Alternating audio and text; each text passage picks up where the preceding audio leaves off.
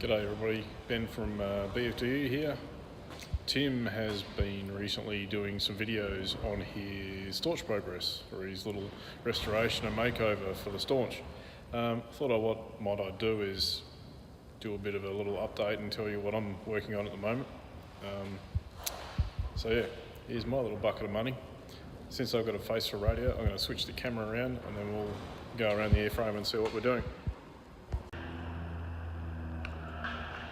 So about a year ago, I agreed to buy this aircraft, and about February this year, managed to get the time and go up to Geraldton and pick it up. So what it is it's an Aeropup Mk4, Australian design aircraft, designed by John Cotton over the eastern states. I bought it knowing that the 80 horsepower VW inside the Aeropup was a little bit lame and needed some attention. That was all well and good. I had no intention of actually really flying behind the VW, which is actually down here. So if anybody's after an Aero V 2.0 2180, I think cc 80 horsepower VW engine, get in contact with me. I've got one going for a really good price. Anyhow. So I picked up the Aeropup, knowing full well that it needed a different engine in it. I've seen videos of it basically flying through the air, really dragging its ass. So it needs a bit more horsepower, I say. So what I've done is I've picked up a Rotax 912 ULS, which is calendar expired. It's hit 12-year overhaul period for the certified VH aircraft that it's in at the moment. Because this is amateur built ultralight, I can actually run the engine on condition. So the engine has not got a lot of hours on it, so it'll be perfect for me. And it's just had its 5-yearly rudder inspection and replacement program done, so it's in condition, and yeah, apparently it purrs like a kitten. A couple of things we're going to do, I'm going to do to this aircraft. This tail wheel here is a non-swivel tail wheel. So if you happen to taxi yourself into a blind spot and you can't turn around by using full rudder and pumping the brake, then you're pretty much stuck. You've got to get out, shut down, push the aircraft around manually, which is quite a pain in the bum, because this aircraft only has about that much travel on the rudder before it hits the stops. So yeah, as you can see, you'd be doing a fairly wide circle to get that around and do a 180 on a taxiway. So this assembly is going to come off. I've actually got a Scott 2300 model tail wheel, full pivot tail wheel, brake-free assembly. So that's going to go on there. I've also got this tyre is going to go. I have a Scott tail wheel and tube and tyre all ready to go for that. So I just need to remanufacture the bottom spring to accept I think mine is a single bolt Scott assembly, and then adjust the tension change. I was doing a bit of work under here one day. I noticed that the elevator is actually rubbing on the top longeron. So what I'm going to have to do is put a spacer under the front of the elevator mounts and put a spacer washer under this rear mount to bring the elevator assembly up, so we don't actually, you can see, get my finger out the way, you can actually see here it's been rubbing. So that's just a little minor snag of maintenance to do. What I've been doing is actually making some new aluminium covers. So these are all covers, are pretty much almost a copy of the original ones, which are down here. So what I've done is I've just changed some of the areas about where they come around. These will get plastic wrap taken off, they'll get primed and painted in the Stitz white, because this has all been covered with the Stitz process. So we got some phosphate primer on the back, just for corrosion control. So this side's pretty straightforward, because that all mounts up hard against the skin. And behind this plate we'll have some little minute dot strip to stop the chafing against the fabric. And the other one, which I've got made, I just need to bend up, will actually need a relief. The elevator control horn here actually pops just outside, so I have to cut a semicircle out of the aluminium skin on this side, and we'll have probably a fiberglass bubble just to go over it to keep all the dust and shit and crud out of it. Sorry, fat fingers and a mobile phone doesn't always work. The next thing I'm doing currently is this had a plywood baggage compartment inside the machine. It was a little on the heavy side, so in the lightning program I've basically taken out all the plywood box and I'm putting in some aluminium floor. So the floor, that's only one half of it with my stellar riveting job. Sorry, it's a bit hard to point and shoot when you don't know what you're looking at. Okay, so this is a port, and then I have the other starboard side here ready to go into. Now the trick about this is you can't actually get it all in one piece, so what I had to do was split the bottom of the baggage compartment in half, put a doubler in, a right angle doubler. There's also right angle doublers under here, and another one goes through there. So we reckon I'll probably have a floor loading capability of probably about 130 pounds, which is awesome considering I can only have 20 kilos of baggage in the back of this aircraft. So, you know, it's all nice and light now, bit of an overkill, but hey, when the missus drops a heavy handbag on there, we won't have any denting or any issues. So across the back, get rid of the air, is it that way? Across the back we'll have a nice little shelf. So this floor is 1.4mm aluminium, completely overkill for what it needs to be. The back is also 1.4mm aluminium, only just so if you throw big objects in there you don't go denting the crap out of the baggage compartment. The sides will actually be out of probably 25 thou. They may even be a fiberglass one, I don't know yet. I've only got another week or two in this hangar, and then the primary leasee of the hangar has sold their aircraft, so I'm basically out, I'm homeless. So this aircraft will be packaged up, and then it'll go down probably about an hour south of Perth to an airfield down there. So unfortunately, I live about 3 minutes that way, and I work 2 minutes that way, and Janicot's right in the middle. Anyway, perspex on the top will get changed eventually. The top cover, I'm not going to really worry about at the moment, it's in good condition. What you probably haven't realised is the two wings left and right on this aircraft will actually tilt back. So to tilt the wing back, and they slide in here, you need to remove the turtle deck. So I've got the turtle deck taken off at the moment, which is just 4 clips, slides in, slides out. And it also has the connection for VHF antenna. So that's off at home at the moment. I'm just remaking another one of those. We're just changing the position of the primary VHF antenna.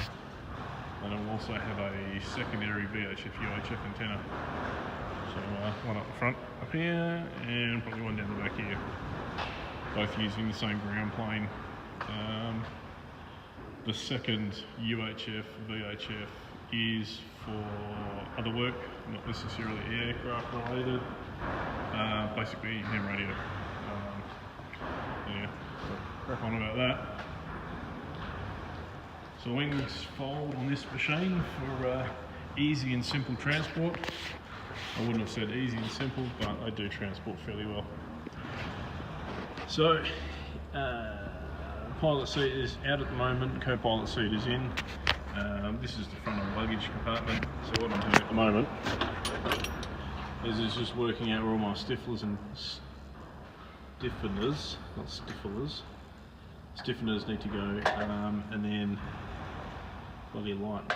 This is the oleo compression for the door opening mechanism, so that's going to get bolted in somewhere there, so I just need to make sure it goes in the right spot. And we might as well, because I'm changing the engine from a VW to a Rotax, pretty much every single instrument is useless. So what I've done is basically gutted everything. New aluminium panel. There's a double plate down here. So what we're going to do is a Dynon Skyview D700. I was going to go the Dynon SE, but for an extra, I hate to say this, an extra $1,000, you actually get a lot more features. So I'll be able to use the moving map and engine monitoring system with also the artificial horizon and all that kind of stuff. Beside it is will be an iPad mini. I'm just installing at the moment my patented iPad cooling system. Can't tell you too much about it, but in a nutshell, in fact no, I'll tell you everything about it, I'm just joking. I'm going to have a NACA duct, probably on the side here or on the other side of the aircraft, and the NACA duct will feed into probably a 1-inch piece of scat hose, which will come around behind the thing and blow air in. Once you've got the iPad in position, there's actually a gap between the RAM mount and the iPad, and there's also air ports, because we've milled the back of the assembly out, so it'll actually blow air on the back of the iPad and then across the instrument panel. So that should be the old iPad saver, because yeah, a hot glass cockpit shouldn't be too good for them.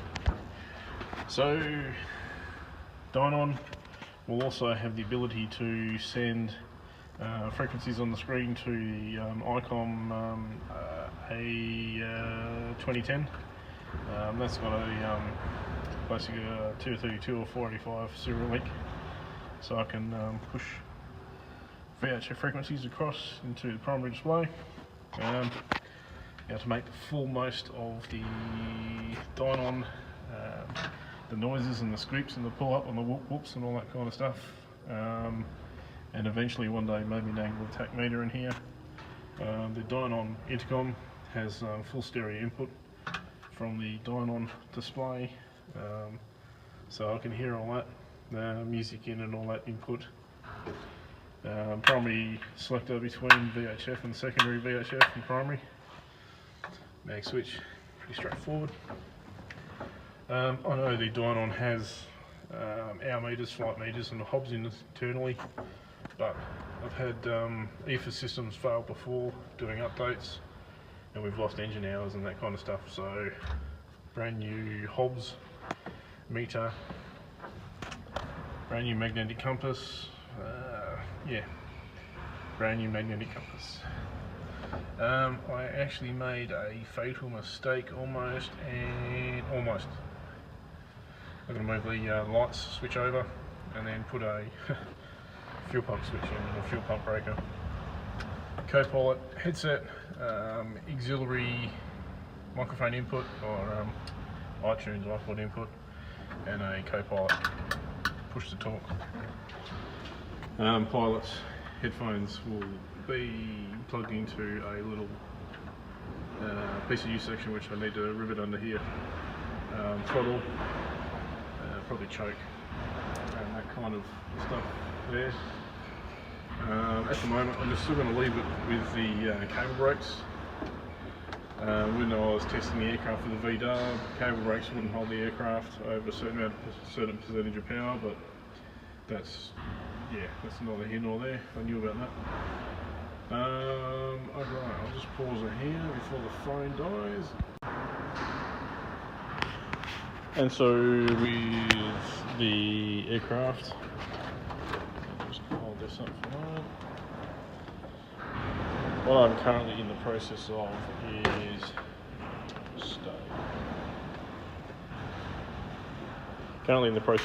actually redesigning the undercarriage. This is going to basically get me going for the moment. what's going to happen is there's going to be a copy of it.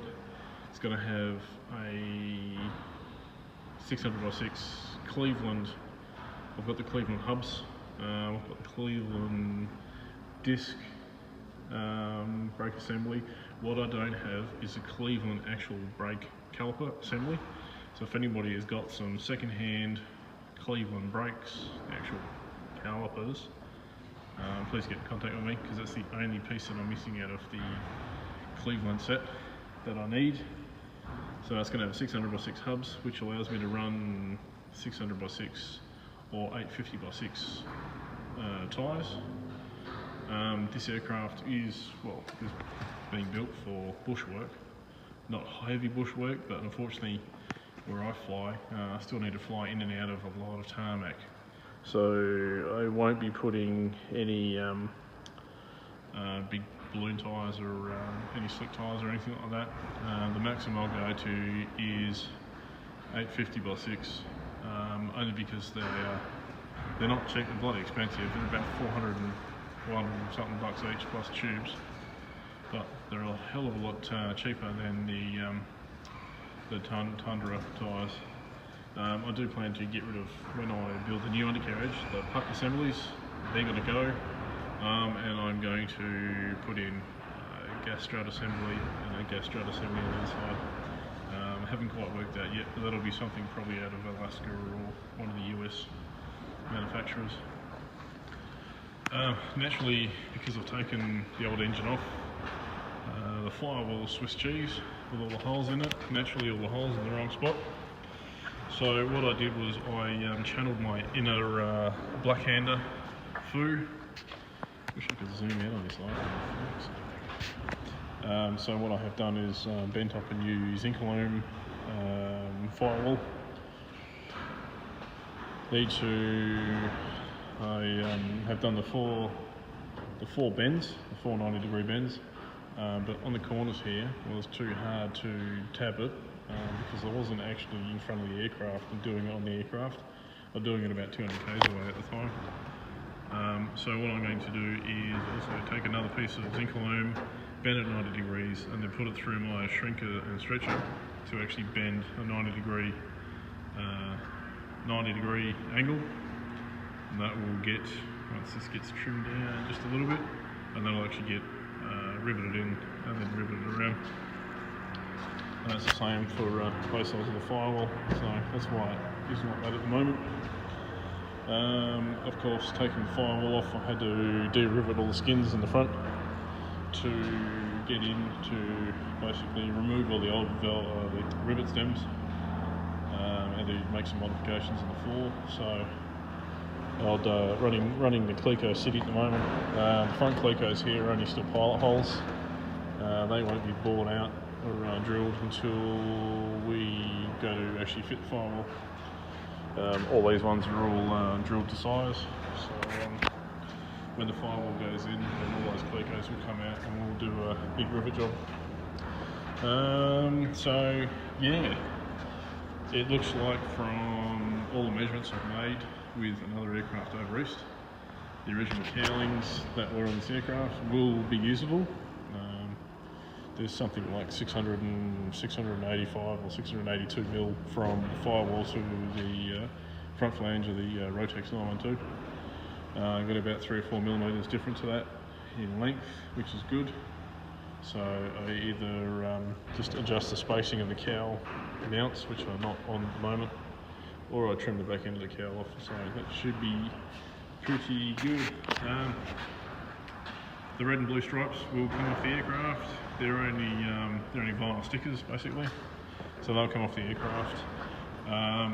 It's going to be primarily white aircraft with red accents and red starburst on the elevator and the rudders and the fin.